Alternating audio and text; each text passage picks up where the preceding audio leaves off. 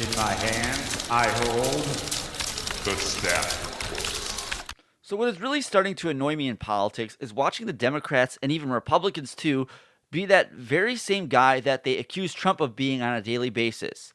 Takes one to know one, I guess. You know what I'm talking about. That guy who argues until he's blue in the face about something so innocuous as the sky being blue, except he or she thinks it's green. You march outside, point to the clear blue sky with clouds floating through the air like that milkshake you dumped on your ex-girlfriend when you caught her flirting with a random bartender at this hole-in-the-wall trash drinking hole she dragged you to last week.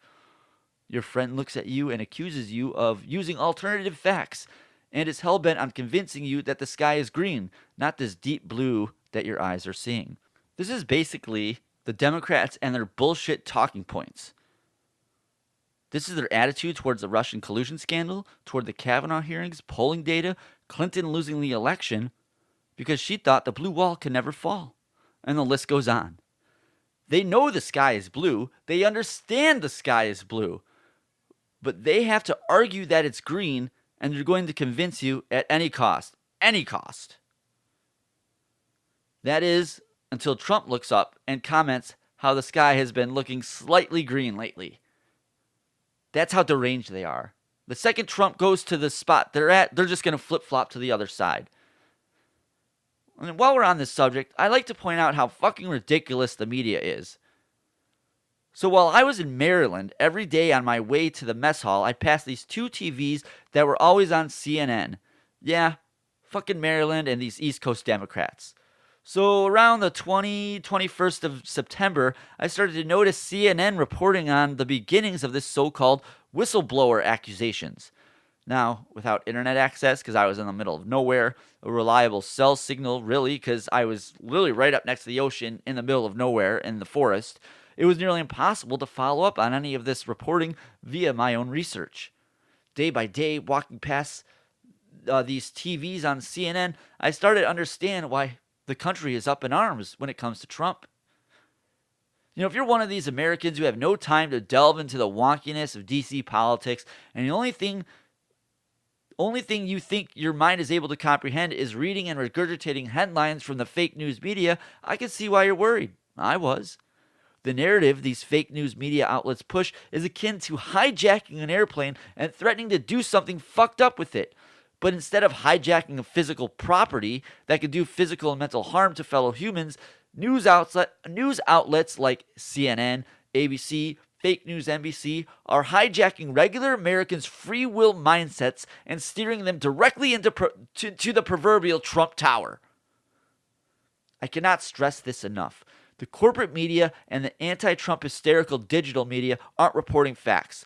They're reporting a narrative with the intent of not only hijacking your free will mindset, but they got their sights set on something even bigger than that.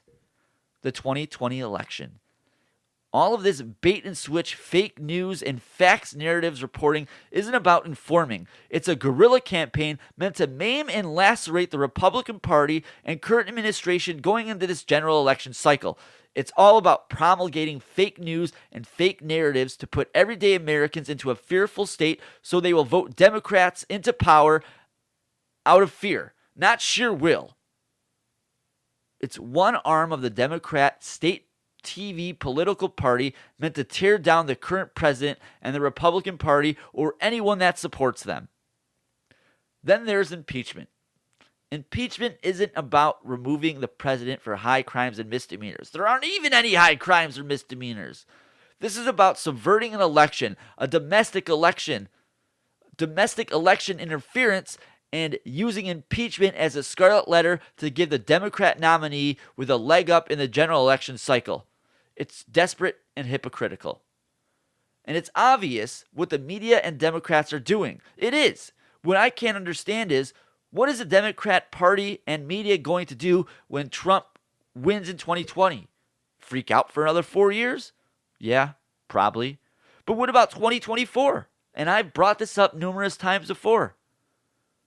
In 2024, or God help us, 2020, are red pill Republicans like me and lifelong Republicans going to turn around and say, Well, now that that's over, I guess we can go back to taking the media seriously and believe that the Democrats do care about the country as a whole and not as a coalition of minority voters that they think will keep them in power for years to come at any cost to this country.